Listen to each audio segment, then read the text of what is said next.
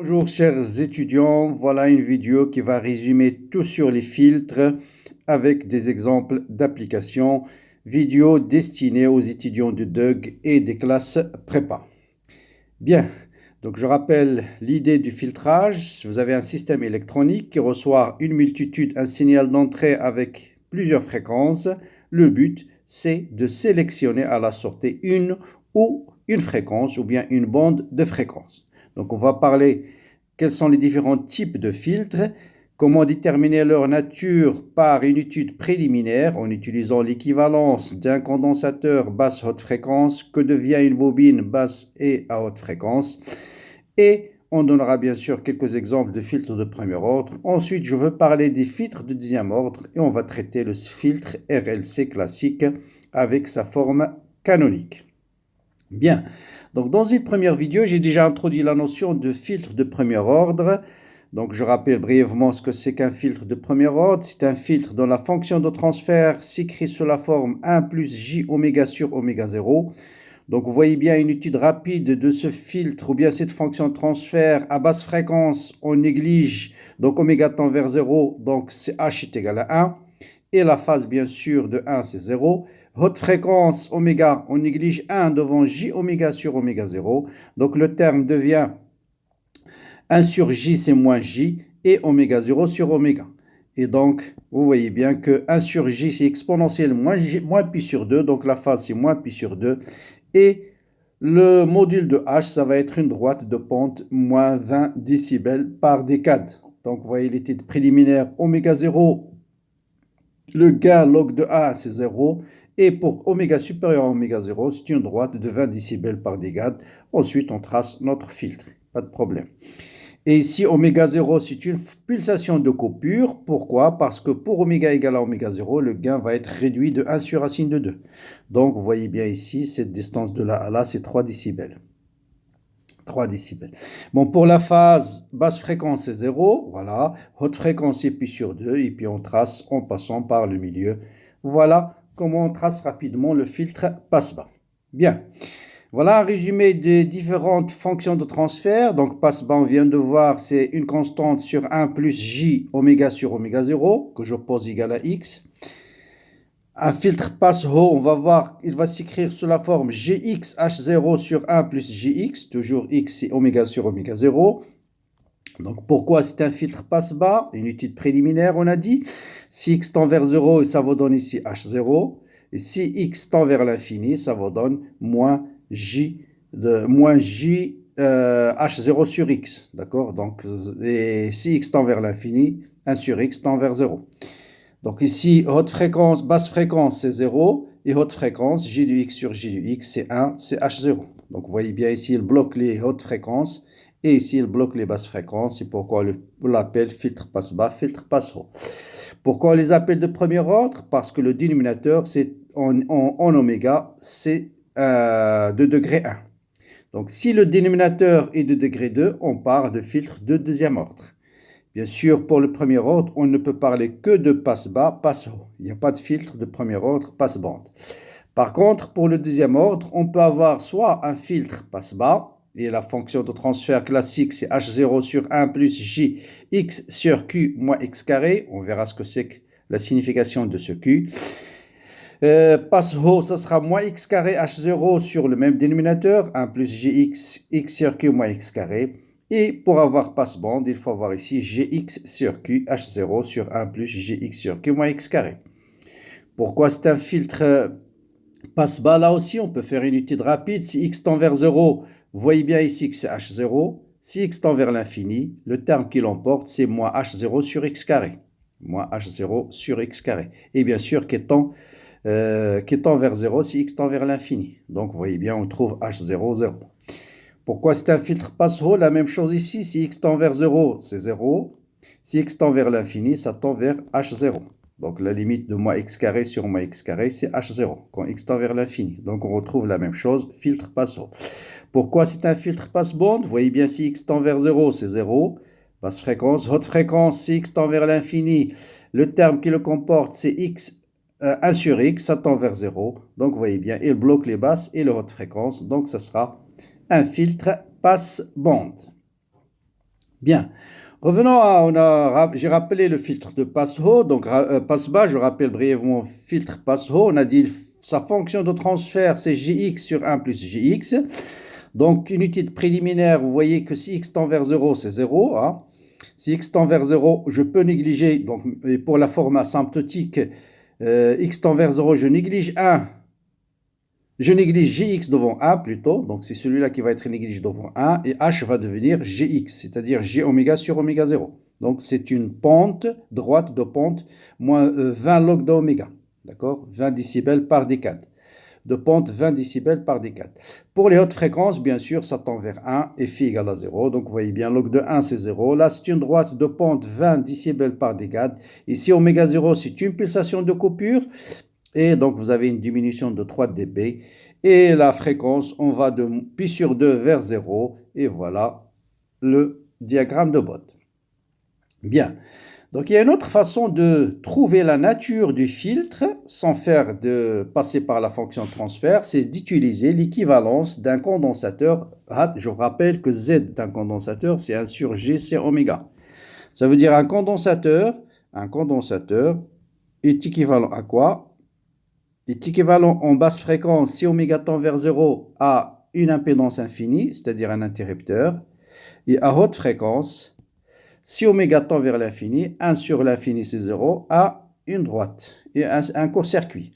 Donc ce circuit-là va être équivalent à une résistance avec un interrupteur en basse fréquence et à une résistance avec un fil en haute fréquence. Donc, je peux calculer sa fonction de transfert H, sa fonction de transfert basse fréquence. Vous voyez bien ici que la tension d'entrée, VS sur VE, et là, il faut faire attention. Vous avez un interrupteur, la tension de sortie, c'est un inconnu. Je ne peux pas dire c'est 0 à l'infini. Hein? Un interrupteur ouvert, il faut le calculer. Donc, si vous avez un interrupteur ouvert, bien sûr, il n'y a pas de courant, I égale à 0. Donc, pas de chute de tension au bord de la résistance. Donc, la tension d'entrée est égale à la tension de sortie. Donc, la fonction de transfert est égale à 1. Si au contraire, haute fréquence, vous avez un fil, vous avez bien sûr Vs égale à 0. Donc, H, haute fréquence, est égal à 0. Log de 1 est égal à 0. Donc, voilà. Donc, Vs sur Ve est égal à 1. Voilà, donc vous avez bien sûr un filtre passe-bas, il bloque les hautes fréquences et laisse passer les basses fréquences. Voilà comment on détermine la nature du filtre rapidement en utilisant l'équivalence d'un condensateur en basse et haute fréquence. Bien, passons maintenant au filtre de deuxième ordre et introduisons la méthode de résolution de ce filtre. Et on va l'appliquer pour un circuit RLC. D'abord, quelle est la nature de ce filtre? Rapidement, en utilisant toujours l'équivalence d'une bobine, cette fois-ci, et d'un condensateur basse et haute fréquence. Je vous rappelle qu'une bobine ZL, c'est JL oméga, c'est-à-dire en basse fréquence, c'est un fil, haute fréquence, c'est un circuit ouvert, alors que condensateur, on vient de voir qu'en basse fréquence, c'est un circuit ouvert, un interrupteur, et un fil haute fréquence. Donc, l'équivalent de ce circuit en basse fréquence, la bobine, c'est un fil, et le condensateur, c'est un interrupteur ouvert. Donc là aussi, vous avez I égale à 0, donc vous avez Vs égale à Ve. Et en haute fréquence, vous avez bien sûr ici un fil, le condensateur, alors que la bobine, c'est un interrupteur ouvert. Donc, voilà le circuit équivalent basse fréquence, voilà le circuit équivalent haute fréquence. Vous voyez bien ici que Vs égale à Ve, donc H est égal à 1, et la Vs égale à 0, H égale à 0. Donc c'est bien un filtre passe-bas, d'accord? Bien, maintenant, ça c'est, on a déterminé la nature. Maintenant, on va étudier ce filtre en détail. Donc, calculons la tension de sortie. Bien sûr, ici, vous avez le même courant qui circule ici. Donc, c'est un diviseur de tension. Je vous rappelle, pour appliquer la loi de diviseur de tension, il ne faut pas qu'il y ait un courant qui sort ici. Il ne faut pas qu'il y ait un nœud. Donc, ici, on n'a pas de nœud. Donc, V de S sur V de E est égal à ZC. Donc, on est égal à ZC. Donc, d'abord, il faut écrire c'est ZC sur ZC plus ZR et plus ZL. Donc, ZC, c'est 1 sur GC oméga plus R. ZL, c'est GL oméga plus 1 sur GC oméga. On va multiplier en haut et en bas par JC oméga et on obtient la fonction de transfert suivante. Bien, souvent dans un filtre de deuxième ordre, on va essayer de le mettre sous cette forme parce que c'est la forme canonique. Donc vous voyez, il suffit d'opposer oméga 0 est égal à 1 sur racine carrée de LC. Donc déjà, ce terme, on l'oppose égal à x carré pour trouver l'expression de oméga 0. Ensuite, ce terme, on va l'opposer x sur q et ça permet de déterminer l'expression de q. Donc là, facile, on détermine que q est égal à 1 sur r racine carrée de L sur C. Ce qu'on va appeler par la suite facteur de qualité. Facteur de qualité ou de surtension, facteur de qualité. Bien, ça c'est ce qu'on appelle la forme canonique classique. Donc tous les circuits de filtre de deuxième ordre vont se mettre au dénominateur sous la forme 1 plus gx sur q moins x carré. Bien, donc on va étudier maintenant cette forme canonique. On va étudier sa forme asymptotique. Donc basse fréquence, c'est-à-dire je néglige 1 devant oméga. Basse fréquence oméga tend vers 0, au contraire, je néglige x devant 1, donc ce terme h est égal à 1, donc le gain c'est 0, et le déphasage, bien sûr, la phase d'un nombre réel positif, c'est 0. Haute fréquence, je néglige 1 et x, le terme prépondérant c'est moins x carré, donc h va devenir moins 1 sur x carré, que je peux noter 1 sur x carré exponentielle j plus ou moins pi. Donc le gain, ce sera 20 log de 1 sur x carré, autrement dit, moins 40 log de x. Donc, ce sera une droite en fonction de log de x, une droite de pente moins 40 dB. Donc, ça y est, le gain 0, moins 40 log de x. On peut calculer le gain sans problème. Maintenant, le problème, c'est la phase. Vous avez deux solutions. Vous avez plus ou moins pi. Et je vais vous montrer comment trancher, choisir l'une ou l'autre. Eh bien, c'est très simple. Vous tracez la forme asymptotique de phi, donc vous savez à basse fréquence c'est 0, à haute fréquence ça peut être soit moins pi, soit plus pi. Mais la phase doit varier de façon monotone, c'est-à-dire soit il passe de ce côté-là, soit il passe de l'autre. Donc il suffit de tracer, de calculer la valeur de phi pour une valeur intermédiaire. Et le plus simple, c'est pour oméga égale à oméga 0, c'est-à-dire x est égal à 1. Et vous voyez bien que pour x est égal à 1, le déphasage, ça sera h de x égale à 1. Vous remplacez cette fois-ci dans cette expression x égale à 1, 1 moins 1, 0.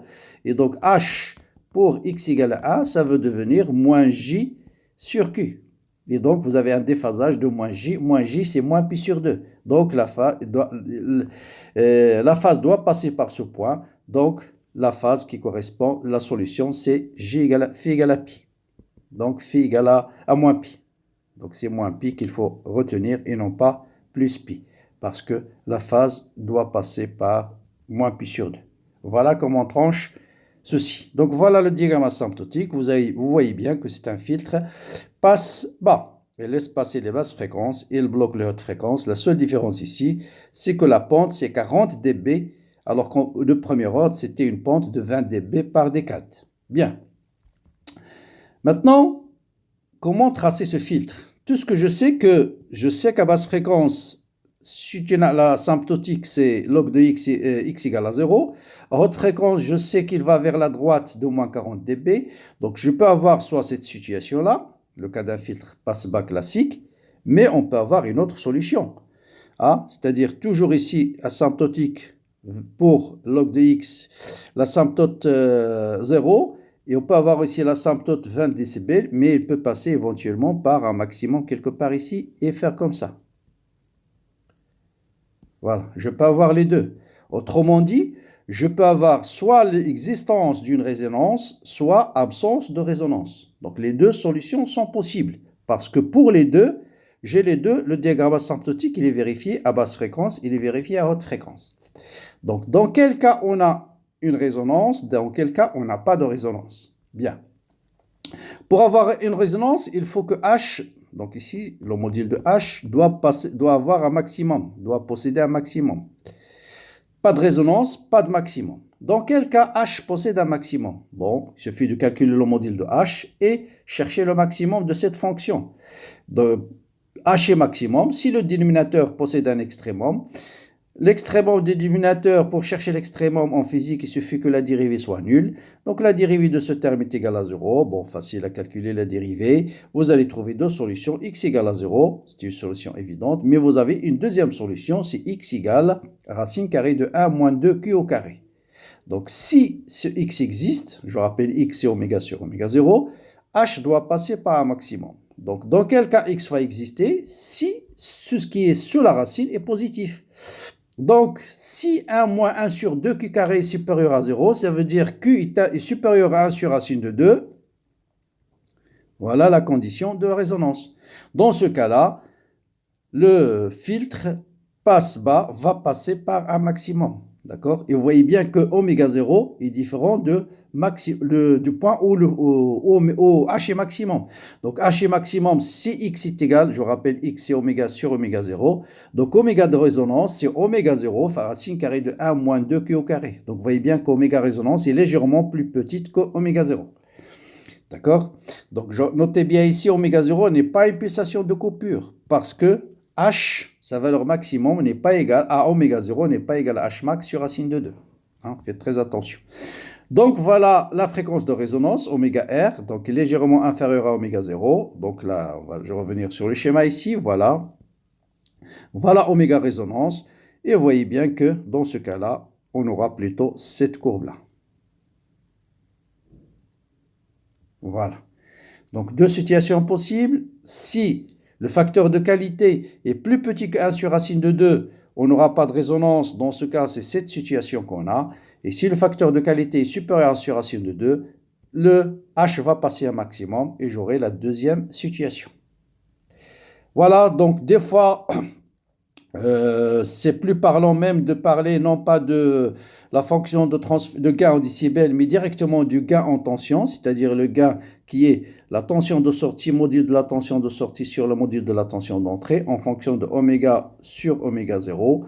Et vous voyez bien que oméga R, il possède deux maximum le gain. Si Q est supérieur à 1 sur racine de 2, c'est oméga égale à 0 et oméga égale à 1 sur 2, à oméga égale à... et Q est supérieur à 1 sur oméga R égale à ça. Donc vous avez deux maximums. D'accord? Donc voilà le gain en tension. Et bien sûr, CQ est inférieur à 1 sur racine de 2, pas de résonance. Il va passer directement vers H égale à 0. Donc voilà pour tout ce qu'il faut savoir sur les filtres. Comment trouver la nature du filtre en utilisant l'équivalence d'une bobine tension basse haute fréquence. Comment déterminer la fonction de transfert. Comment déterminer la phase.